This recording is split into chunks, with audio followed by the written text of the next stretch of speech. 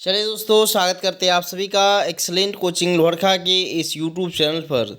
देखेंगे हम लोग आज क्लास 10th में जो बच्चे 2026 में एग्ज़ाम देने वाले हैं उनके लिए मोस्ट इम्पॉर्टेंट वीवीआई क्वेश्चन, जो कि साइंस का ऑब्जेक्टिव है। टोटल के टोटल 80 क्वेश्चन मैं इसे बताऊंगा, लेकिन उसमें आपको 40 का ही आंसर बताना है जब आप परीक्षा देने जाइएगा तो। लेकिन यहाँ पर 80 के 80 क्वेश्चन को बताया जाएगा, जिसमें निश्चित रूप से 20 से 25 क्वेश्चन आपको परीक्षा में ज़रूर से ज़रूर टकराएंगे, मिलेंगे। तो इस बार पूरा 80 में 80 ठोक के आइएगा आप लोग, ठीक है। तो चलिए यहाँ पर शुरुआत करते हैं पहला नंबर क्वेश्चन से। आवर्धन का ऋणात्मक मान कैसे प्रतिबिंब को इंगित करता है? तो वो ऋणात्मक प्रतिबिंब जो होता है वास्तविक प्रतिबिंब को इंगित करता है। ऑप्शन नंबर इसका ए हो जाएगा, क्योंकि ऋणात्मक मतलब हुआ कि माइनस भी बाई यू, यानी वस्तु दूरी या जो होगा वो अगर माइनस में आ गया, सॉरी प्रतिबिंब दूरी अगर माइनस में आ गया तो आवर्धन का मान भी किस में होगा? माइनस में होगा। तो वास्तविक प्रतिबिंब में ही ऐसा होता है। ध्यान देंगे आप लोग दूसरे नंबर क्वेश्चन को। वीडियो को स्टार्ट तो कर चुके हैं, लेकिन आप लाइक ज़रूर कर दीजिएगा, क्योंकि लाइक करने से थोड़ा क्रेज़ बढ़ता है कि और वीडियो मैं बनाऊं। ध्यान दीजिएगा इस चीज़ पर, ठीक है। दो समतल दर्पण एक दूसरे के समांतर रखे गए हो तो उसमें निर्मित प्रतिबिंब की संख्या कितना होगा? तो जब समतल दर्पण के दो समतल दर्पण समांतर रखा गया हो तो उसमें असंख्य बन सकता है, असंख्य प्रतिबिंब बन सकता है, यानी कि बहुत ज़्यादा प्रतिबिंब बनता है, अनंत, ठीक है। एक अवतल लेंस की शक्ति -2 डायोप्टर है। अवतल है इसलिए माइनस दिया हुआ है, ठीक है। तो कहा कि उसका फोकस दूरी क्या होगा? तो उसका फोकस दूरी 2 डायोप्टर है। तो देखिए बताता हूँ मैं, P is equal to 100/f होता है अगर सेंटीमीटर में हो तो, ठीक है। अब P का मान 2 दे दिया तो हम यहाँ पर 2 बराबर 100/f देंगे, है ना। 100 बाई क्या देंगे? f देंगे। अब यहाँ से क्या होगा, 2 से ही 50 बार में कट जाएगा, यानी f का मान आ जाएगा -50 सेंटीमीटर, जो कि ऑप्शन बी में है। तो 3 का ऑप्शन बी हो जाएगा -50 सेंटीमीटर, क्योंकि माइनस दूरी दिया था, ठीक है। फिर देखिए, अग्रिम सूर्योदय तथा विलंबित सूर्योदय का कारण क्या है? तो 4 मिनट आपको बताया गया था कि 2 मिनट पहले ही दिखाई देता है, और 2 मिनट डूबने के बाद तक ही भी क्या दिखाई देता है? सूर्योदय या सूर्यास्त 2 मिनट पहले दिखाई देता है। तो अब इसका क्या कारण है? तो इसका स्पष्ट कारण है वायुमंडलीय अपवर्तन, ठीक है। तो 4 मिनट जो होता है वो आभासी समय होता है। चलिए उसके बाद है, अवतल दर्पण की फोकस दूरी को उसकी वक्रता त्रिज्या की क्या होती है? तो त्रिज्या की फोकस दूरी क्या होती है? आधी होती है। ऑप्शन नंबर बी, भले वो उत्तल रहे चाहे अवतल रहे, 5 के ऑप्शन बी ही हो जाएगा। 6 के देखिए, श्वेत रंग कितने रंगों की मेल से बना हुआ है? सिंपल क्वेश्चन है, 7 रंगों की मेल से बना हुआ है। 7 नंबर क्वेश्चन, स्पेक्ट्रम में किस रंग किरण का झुकाव सबसे अधिक होता है? तो सबसे अधिक जो झुकता है, जो सबसे नीचे होता है, वो बैंगनी कलर होता है, यानी ऑप्शन नंबर बी हो जाएगा इसका। 7 नंबर का बी हो जाएगा। 8 नंबर का देखिए, प्रकाश का प्राथमिक वर्ण क्या है? तो प्राथमिक वर्ण है लाल, हरा और नीला, ऑप्शन नंबर ए हो जाएगा। प्राथमिक वर्ण लाल, हरा और नीला हो जाएगा। तारे की टिमटिमाने का क्या कारण है? तो वो भी वायुमंडलीय अपवर्तन होगा, ऑप्शन नंबर ए सही हो जाएगा। प्रकाश की किस घटना के कारण सूर्य हमें वास्तविक सूर्योदय से लगभग 2 मिनट पहले दिखाई देता है? तो वो भी ऑप्शन नंबर डी, वायुमंडलीय अपवर्तन होगा। ज़्यादातर क्वेश्चन उसी चैप्टर से है, नेत्र से, है ना। वायुमंडल में कौन सा वर्ण सबसे अधिक परिकिरणित होता है? तो सबसे ज़्यादा परिकिरणित कोई रंग होता है तो वो है बैंगनी रंग, यानी ऑप्शन नंबर ए हो जाएगा। विद्युत परिपथ में प्रकीर्णन क्षमता सबसे ज़्यादा, 1 मिनट, सॉरी बैंगनी नहीं होगा। प्रकीर्णन क्षमता सबसे ज़्यादा होता है नीला का, 11 का ऑप्शन नंबर सी होगा। ऑप्शन नंबर सी में सही लगाएंगे आप लोग, क्योंकि सबसे ज़्यादा प्रकीर्णन क्षमता नीला का होता है। और तभी तो हम लोग कहते भी है कि आकाश का रंग नीला क्यों होता है? क्योंकि सबसे ज़्यादा प्रकीर्णित नीला रंग होता है, यानी आसमान में जितने कलर है सभी लुप्त हो जाएंगे, लेकिन सबसे ज़्यादा फैल जाते कौन है? नीला है, इसलिए आकाश का रंग भी नीला होता है। विद्युत परिपथ में विद्युत फ्यूज जोड़ा जाता है किस में? तो विद्युत में तार में जोड़ा जाता है, याद रखेंगे आप लोग। फ्यूज जोड़ा जाता है विद्युत में तार में ही जोड़ा जाता है, यानी कि प्लस वाला में जोड़ा जाता है, 12 के ऑप्शन ए। घरों में विद्युत दुर्घटना किसके कारण होता है? फ्यूज तार के द्वारा शॉर्ट सर्किट के कारण उस धारा प्रवाह के कारण इनमें से कोई नहीं। तो ऑप्शन नंबर 13 का बी हो जाएगा, शॉर्ट सर्किट के कारण ऑप्शन बी हो जाएगा इसका सही उत्तर। किस उपकरण में धन और ऋण का चिन्ह नहीं होता है? तो धन ऋण एमीटर और वोल्ट मीटर में तो होता है, कुंडली विद्युत सेल में भी होता है, कुंडली में नहीं होता है। ऑप्शन नंबर ए हो जाएगा 14 का। 15 नंबर से आप यहाँ पर देख सकते हैं। ठीक है। 15 नंबर, एक कूलम कितना के बराबर होता है? एक कूलम कितना के बराबर होता है बताएं आप लोग। ऑप्शन नंबर ए 6.2 गुने 10 के पावर 18 के बराबर होता है। दो डायोप्टर क्षमता वाले उत्तल लेंस का फोकसांतर कितना होगा? तो दो डायोप्टर है तो इसका 50 सेंटीमीटर हो जाएगा। जैसा कि अभी हमने निकाला था, माइनस दो डायोप्टर था तो -50 था, जब प्लस दो डायोप्टर है तो प्लस 50 सेंटीमीटर हो जाएगा। उत्तल लेंस की क्षमता होती है, उत्तल लेंस की क्षमता बताएं आप लोग क्या होगा? तो वो ऋणात्मक, एक मिनट, धनात्मक होता है। उत्तल लेंस की क्षमता क्या होती है? धनात्मक होती है। 1 किलोवाट घंटा बराबर होता है 3.6 गुने 10 की पावर 6 जूल, यानी ऑप्शन नंबर से ए हो जाएगा सही उत्तर। बायोगैस का प्रमुख घटक क्या है? मीथेन होगा सही उत्तर इसका। बायोगैस का सही उत्तर क्या है? ऑप्शन नंबर बी मीथेन होगा। ठीक है। परमाणु ऊर्जा का मूल सिद्धांत है, परमाणु ऊर्जा का मूल सिद्धांत है ऑप्शन नंबर बी नाभिकीय विखंडन। ओम के नियम के अनुसार धारा जो आई होता है वो आर के समानुपाती होता है, मैंने बताया भी था। V is equal to I R, एक मिनट, V is equal to I R, धारा जो होता है आई भी के समानुपाती, यानी कि वोल्टेज ऑप्शन नंबर 21 के बी हो जाएगा, वो भी के समानुपाती। आर तो कांस्टेंट होता है, V is equal to I R होता है ना, तो आई समानुपाती भी होता है या भी समानुपाती आई होता है। आई समानुपाती किसके? भी के होता है, यानी कि जो धारा होता है वो आई के यानी वोल्टेज के समानुपाती होता है।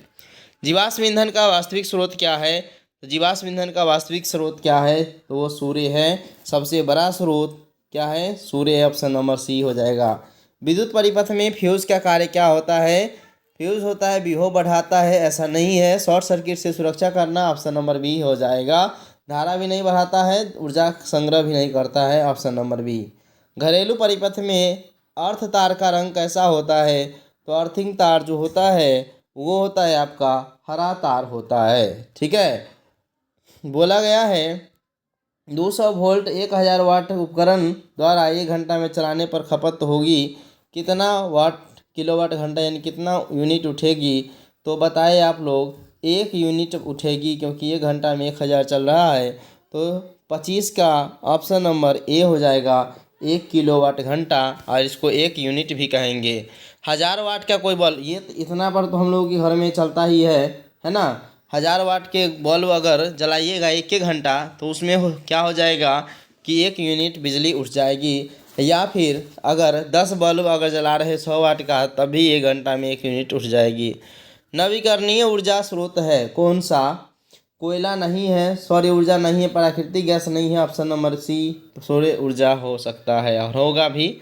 चलिए, उसके बाद है कि 60 वाट और 220 वोल्ट, 40 वाट और 200 वोल्ट के दो उपकरण 100 वोल्ट से आपूर्ति से जुड़े हुए हैं। कुल उपयुक्त शक्ति बताए। कुल उपयुक्त शक्ति आप निकालिएगा तो इसमें 27 का ऑप्शन नंबर ए हो जाएगा, 25 वाट हो जाएगा। ठीक है, तो 27 का ऑप्शन ए होगा। 28 के उदग्र स्तंभ को क्या कहते हैं? तो उदग्र स्तंभ को हम लोग कहते हैं वर्ग। ठीक है, आवर्त सारणी में जो उदग्र स्तंभ है इस तरह से है, 18 वर्ग होते हैं, तो वो वर्ग कहलाते हैं। ट्रिपल आर का मतलब क्या होता है? ट्रिपल आर का मतलब जो होता है पुनः उपयोग, पुनः चालन, कभी कमी, एक मिनट, 29 नंबर का ऑप्शन नंबर डी होगा, कमी पुनः, एक मिनट, कमी पुनः चालन या पुनः उपयोग होता है। रिसाइकल, रिड्यूस और ऐसी कुछ करके होगा। रिसाइकल, एक मिनट, रिड्यूस, रिसाइकल और रीयूज़, है ना, रिड्यूस, रिसाइकल और यूज। ठीक है।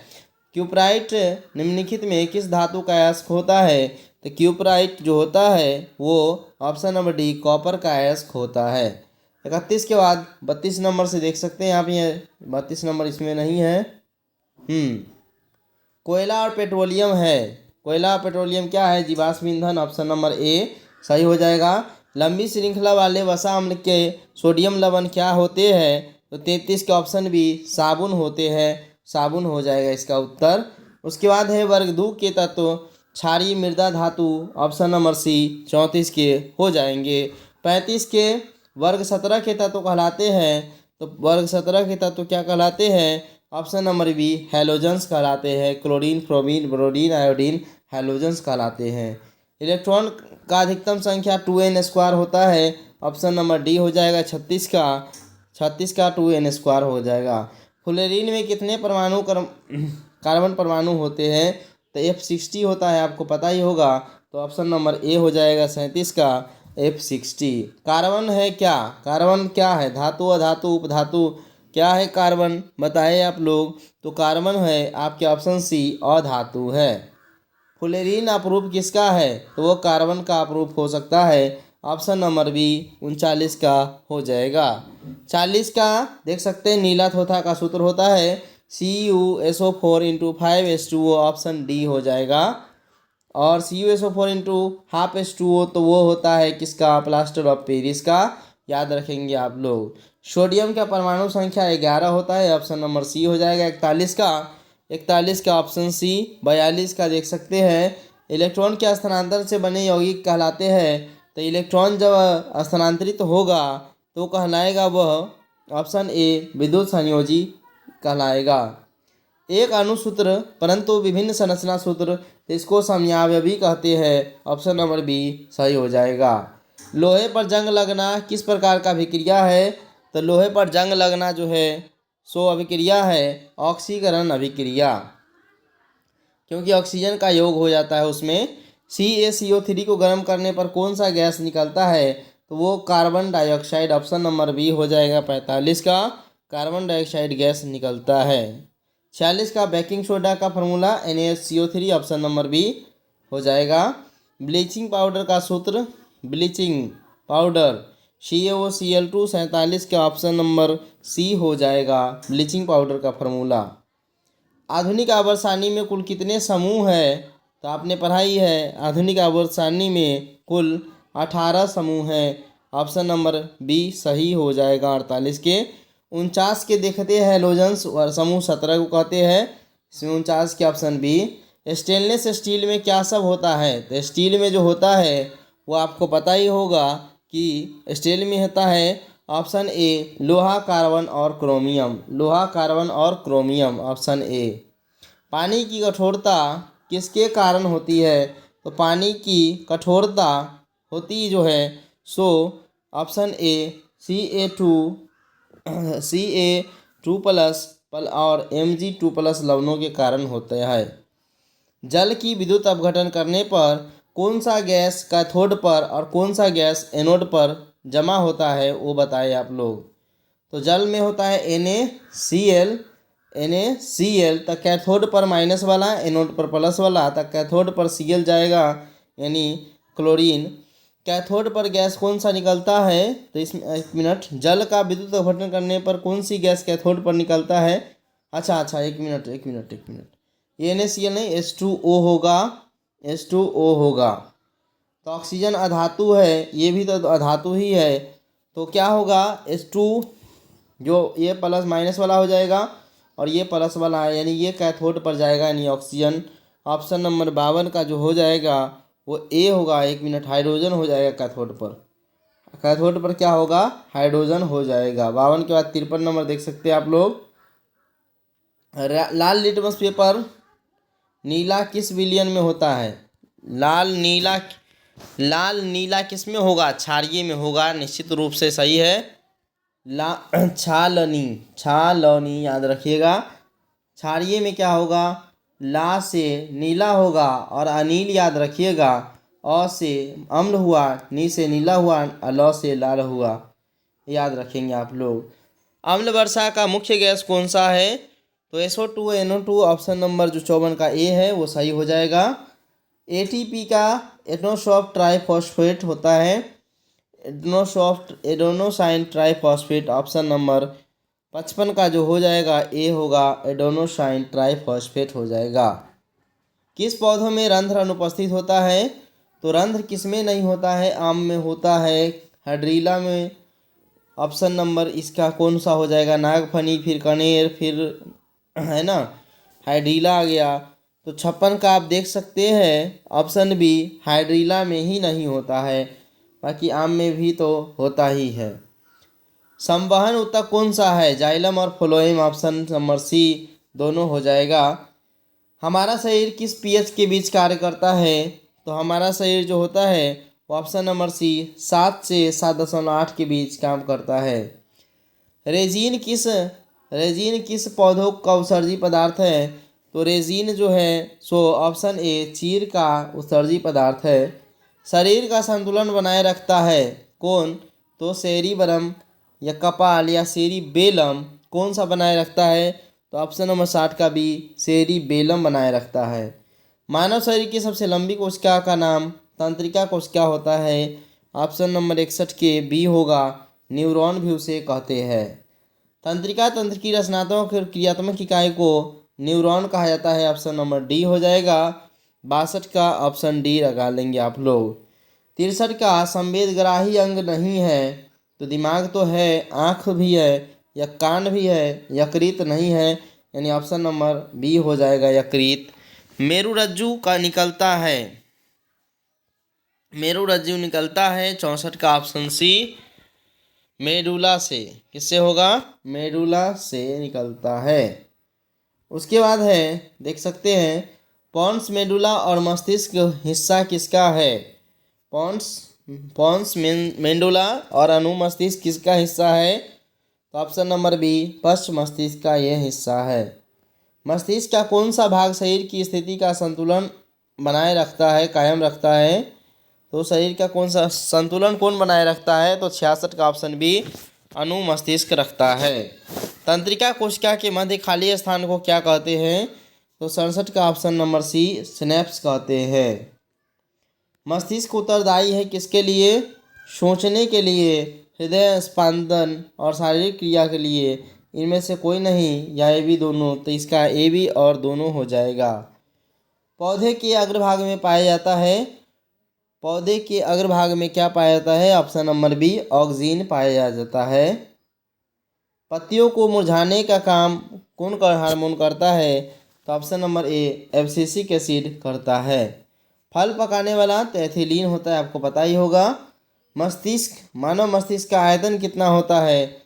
1650 ml इसका आयतन होता है, याद रखेंगे आप लोग। 72 के बाद 73 नंबर क्वेश्चन से हम लोग देख लेते हैं। यहाँ पर 1 मिनट 73 है ना। मानव शरीर में पाई जाने वाली सबसे छोटी स्रावी ग्रंथि है, तो सबसे छोटी स्रावी ग्रंथि ऑप्शन नंबर बी पिट्यूटरी ग्रंथि होगा, जिसे मास्टर ग्रंथि भी कहते हैं। इसमें भी अगला क्वेश्चन है मास्टर ग्रंथि किसे कहा गया है? तो पिट्यूटरी ग्रंथि को कहा गया है।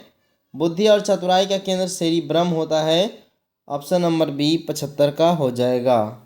उसके बाद है 76 का, देख सकते हैं कि 76 का देख सकते हैं आप यहाँ पर, बीजांड की ओर पराग नलिका का वृद्धि का कारण होता है। बीजांड की ओर पराग नलिका का वृद्धि का कारण क्या होता है?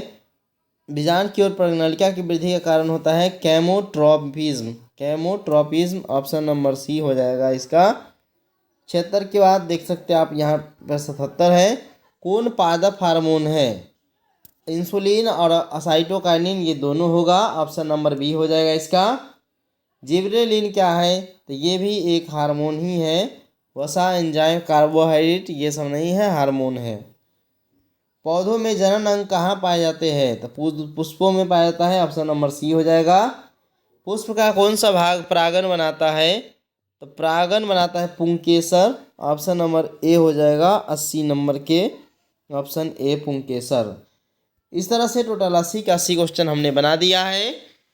वीडियो कैसा लगा निश्चित रूप से बताइएगा आप लोग कमेंट करके, और लाइक करना तो आपका जन्मसिद्ध अधिकार है, लाइक किए बिना नहीं जाना है आपको। चलिए इस तरह से हमने कंप्लीट कर दिया, और इसमें ज़्यादातर क्वेश्चन पूछा जाएगा, ध्यान रखेंगे आप लोग। 1 बार 2 बार 3 बार देख लीजिएगा, निश्चित रूप से सफलता मिलेगी आप सभी को। चलिए मिलते हैं फिर से हम लोग अगले विषय में। तब तक के लिए बाय बाय, टेक केयर, धन्यवाद, ऑल द बेस्ट।